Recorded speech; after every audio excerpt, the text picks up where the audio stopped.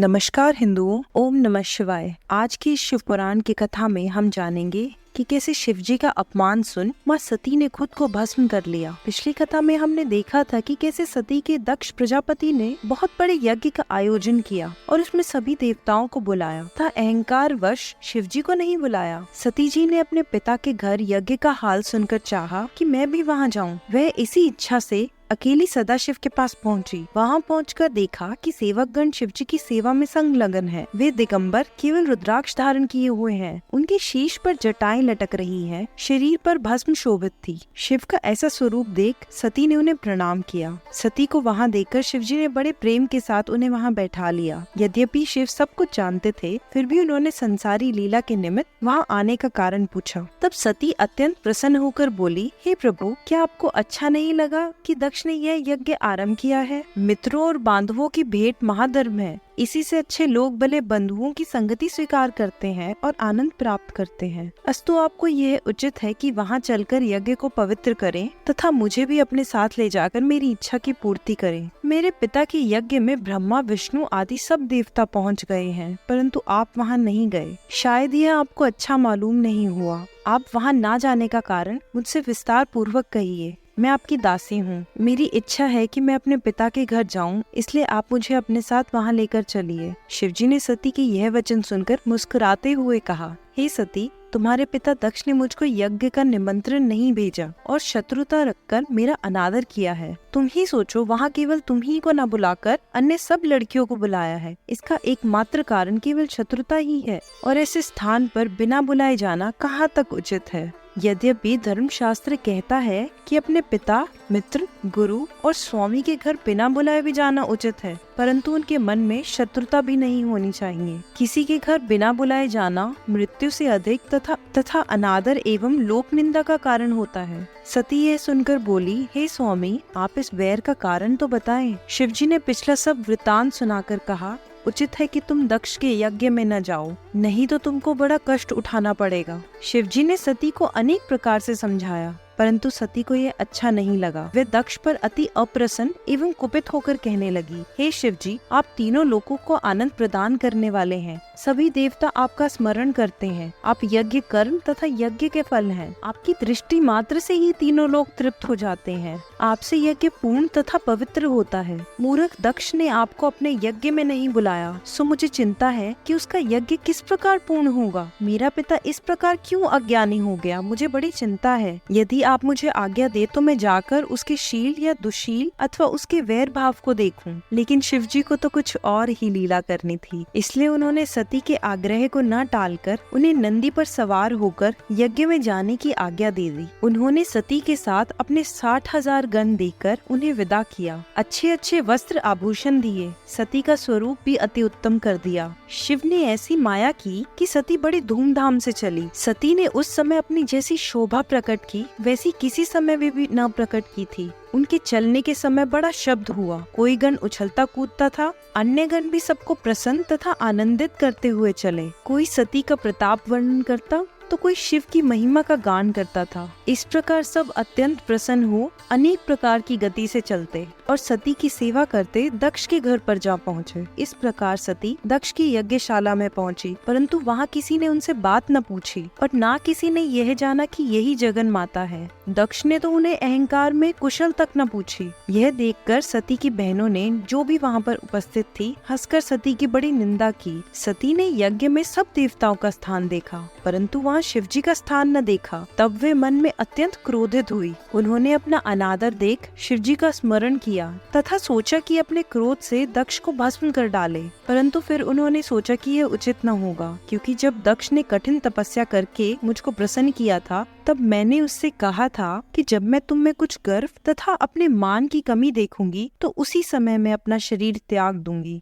और दक्ष ने भी इस बात को मान लिया था। तो अब वही समय आ गया है। अस्तु सती ने पुनः इस बात पर विचार कर बहुत दुख प्रकट किया और मन में कहा कि मुझे बड़ा दुख है जो शिवजी बिना पुत्र के ही रहे और उन्हें मेरे विवाह का कोई फल न मिला। मेरे सिवाय ऐसी कौन सी स्त्री है जो मेरे पीछे शिवजी को प्रसन्न रख सकेगी, और फिर शिव भी तो दूसरी स्त्री को अंगीकार न करेंगे। अब मैं अपनी प्रतिज्ञा के अनुसार अपने शरीर को त्याग कर हिमाचल पर्वत के घर उत्पन्न होंगी तथा हिमाचल की पत्नी मुझे अपनी पुत्री समझेगी और मैं भी उसको अपनी माता समझकर आनंद प्रदान करूंगी। तब मैं शिवजी के साथ पुनः ब्याही जाऊंगी। उस समय मेरी सब लज्जा समाप्त हो जाएगी तथा संसार के मनोरथ पूर्ण होंगे। सती ने यह सब बातें सोचकर दक्ष को क्रोधित होकर कहा, हे पिता, तुमने शिव को निमंत्रण क्यों नहीं भेजा? क्या तुम्हारी बुद्धि नष्ट हो गई है? जिस स्वामी से तीनों लोग पवित्र होते हैं तुमने उन्हें नहीं बुलाया। बिना शिव जी के सब कर्म असिद्ध हो जाते हैं। तुमने ऐसे शिव को क्यों नहीं पहचाना? फिर वे सनकादिक ब्रह्मा और विष्णु से बोली, तुम इस सभा में बिना शिव के क्यों आए? इस प्रकार उन्होंने सबसे ऐसी बातें कही तथा शिव जी का वर्णन कर एक एक को अलग अलग लज्जित किया। उन्होंने विष्णु से कहा, क्या तुम शिव को नहीं जानते, जिन्हें वेद सगुण एवं निर्गुण कहकर बखानते हैं? मैंने तुमको अनेक बार समझाया है, परंतु फिर भी तुम धर्म मार्ग को भ्रष्ट करते हो। ब्रह्मा, क्या तुम भी बुद्धिहीन हो गए? क्या तुम शिव के अपार बल को नहीं जानते? यद्यपि शिव ने तुमसे अनेक बार कहा है, फिर भी तुम्हें बुद्धि नहीं आई। तुम्हारे 5 मुख थे, तुमने शिव की निंदा की, इसलिए तुम्हारे 4 मुख शेष रहे। ये जानकर भी तुम इस यज्ञ में क्यों सम्मिलित हुए हो? सती ने फिर देवताओं से कहा, हे देवताओं, तुमने अपनी शुद्ध बुद्धि क्यों नष्ट कर दी? मैं समझ गई, तुम सब बड़े अभागे हो जो बिना शिव के इस यज्ञ में चले आए। हे भृगु, अत्रि, वशिष्ठ, तुमने यह बात बुद्धि के विरुद्ध क्यों की? तुमको तो शाप देने की महान शक्ति है, क्यों तुम भी शिव जी की शक्ति को नहीं जानते? इतना कहकर सती ने अत्यंत क्रोधित होकर ब्रह्मा और विष्णु से इस प्रकार कहा, हे ब्रह्मा और विष्णु, दक्ष ने जो कुछ किया है उसके मूल में तुम दोनों हो, क्योंकि तुम दोनों शिव जी के न आने पर भी इस यज्ञ में सम्मिलित हुए हो। अस्तु, तुमने जैसा कार्य किया है उसका फल तुम्हें अवश्य भोगना पड़ेगा। आश्चर्य है कि जिन शिव जी द्वारा चारों वेद और संपूर्ण सृष्टि की उत्पत्ति हुई है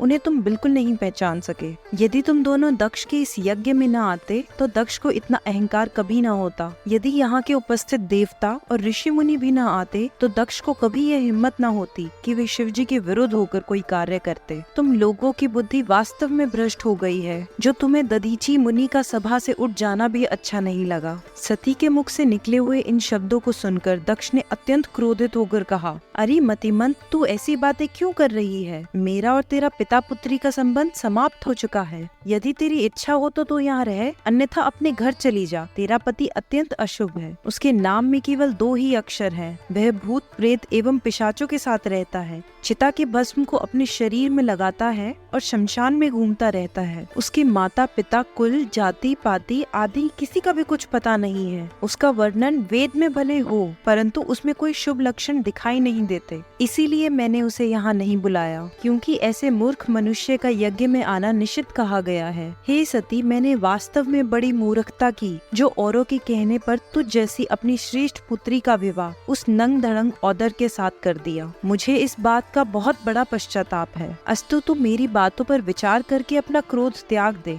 दक्ष की बातों को सुनकर सती पुनः क्रोधित हो उठी और अपने पिता को महापापी अनुमान कर बहुत दुखी भी हुई। वे बोली, शिव जी का अपमान कभी सुनना नहीं चाहिए। यदि कोई व्यक्ति शिव की निंदा कर रहा है तो सुनने वाले को उचित है कि वह या तो उस समय निंदा करने वाले की जीभ काट ले, अन्यथा अपने दोनों कान बंद करके वहाँ से उठ जाए और अपने शरीर को अग्नि में जलाकर भस्म कर दे। इसके विपरीत चलने से महापाप होता है। जो भी व्यक्ति शिव की निंदा करता है वह उस समय तक नरक में पड़ा रहता है। जो कोई व्यक्ति शिव की निंदा करता है वह उस समय तक नरक में पड़ा रहता है जब तक कि इस ब्रह्मांड में सूर्य और चंद्रमा स्थित रहते हैं। यह बात वेद के कथन से भी पक्की होती है। इस प्रकार कहकर सती अपने मन में अत्यंत पछताती हुई सोचने लगी कि मैंने यहाँ आकर शिव की निंदा अपने कानों से सुनी, ये अच्छा नहीं हुआ। उन्हें इस बात से और भी अधिक दुख हो रहा था कि वे यहाँ किस लिए आई और अब वे कौन सा मुंह लेकर शिव जी के पास लौटेंगी। वे सोचने लगी कि यद्यपि शिव जी के चरणों का दर्शन प्राप्त करना मेरे लिए अत्यंत आवश्यक है, परंतु अब भला किस मुंह से मैं उनके पास जाऊँ? मुझे तो दोनों ही प्रकार से कठिनाई दिखाई दे रही है। इस प्रकार विचार करने के उपरांत सती अत्यंत क्रोधित होकर शिव नाम का जोर जोर से उच्चारण करने लगी। उन्होंने किसी की भी प्रतिष्ठा का ध्यान न रखते हुए यज्ञशाला में उपस्थित सब लोगों को धिक्कारते हुए कहा, हे उपस्थित सभासदों, मैं तुम लोगों से यह बात सत्य ही कह रही हूँ कि इस समय तुम्हारी बुद्धि नष्ट हो गई है। अंत में तुम्हें बहुत अधिक पछताना पड़ेगा। तुम में से अनेक मारे जाएंगे और अनेक भागकर किसी गुप्त स्थान पर छिप जाने के लिए विवश विवश होंगे। इस सभा में जिस जिसने शिव जी की निंदा की है और जिस जिसने उसे सुना है, उन सबको महापाप लगा है। सभासदों से इस प्रकार कहकर वे दक्ष से बोली, हे दक्ष, तुमने शिव जी की बहुत निंदा की है, अतः तुम्हें भी बहुत पछताना पड़ेगा। शिव जी सबको सुख देने वाले और सबके स्वामी हैं, पर तुम उन्हें साधारण देवताओं की भांति ही समझ रहे हो। तुम्हें यह नहीं मालूम है कि वे संपूर्ण सृष्टि के सबसे बड़े हितैषी हैं। तुम्हें अपनी करनी का फल शीघ्र अवश्य ही मिलेगा। हे दक्ष, वेद में मनुष्य के 3 प्रकार कहे गए हैं। जो किसी के गुण तथा शील में दोष लगाता है उसे अधम कहा जाता है। किसी के पाप तथा पुण्य का सच्चा वर्णन करता है उसे मध्यम कहते हैं, और जो किसी के पापों को छिपाते हुए केवल उसके सद्गुणों का ही वर्णन करता है उसे उत्तम की संज्ञा दी जाती है। इन तीनों में से जो सर्वोत्तम प्राणी होते हैं वे अन्य लोगों के केवल गुण का ही वर्णन नहीं करते हैं, अपितु वे सबको अपने कृत्य द्वारा प्रसन्न भी रखते हैं। मैंने इन 3 प्रकार के प्राणियों का विचार करते हुए यह निष्कर्ष निकाला है कि तुम अधम प्रकार के हो, क्योंकि तुमने शिव जी की झूठी निंदा की है। और तुम जो कहते हो कि शिव के नाम में सिर्फ 2 ही अक्षर हैं, सो तुम्हें यह जान लेना चाहिए कि ये 2 अक्षर इतने प्रभावशाली है कि जो मनुष्य इन्हें अपने मुख से निकालता है उसके संपूर्ण पाप नष्ट हो जाते हैं। और ऐसे पवित्र नाम की निंदा करना कभी उचित नहीं है, परंतु तुम अपने अज्ञान के कारण इस बात को नहीं पहचानते। शिव जी अप्रमेय तथा महान है, उनसे द्वेष रखने वाले का कभी भी कल्याण नहीं होता। जिन लोगों ने शिव जी की वास्तविक महिमा को पहचान लिया है वे सदैव उन्हीं के प्रेम में मग्न रहते हैं। यह मेरा शरीर तुम्हारे द्वारा उत्पन्न हुआ है, अस्तु मैं अपना खेद नष्ट करने के निमित्त अब इसे अवश्य त्याग दूंगी, क्योंकि शिव निंदक पिता की पुत्री कहलाना मुझे सहन नहीं होगा। हे दक्ष, तुमने जो यह कहा कि शिव कोई कर्म नहीं करते और अशुभ वेशधारी हैं, उसका उत्तर यह है कि वे पार ब्रह्म, शरीर रहित एवं अनादि हैं। माया को ग्रहण किए रहने के कारण ही वे अपना ऐसा अमंगल वेश बनाए रहते हैं। भला उन्हें किसी कर्म से क्या प्रयोजन है? तुमने जो यह कहा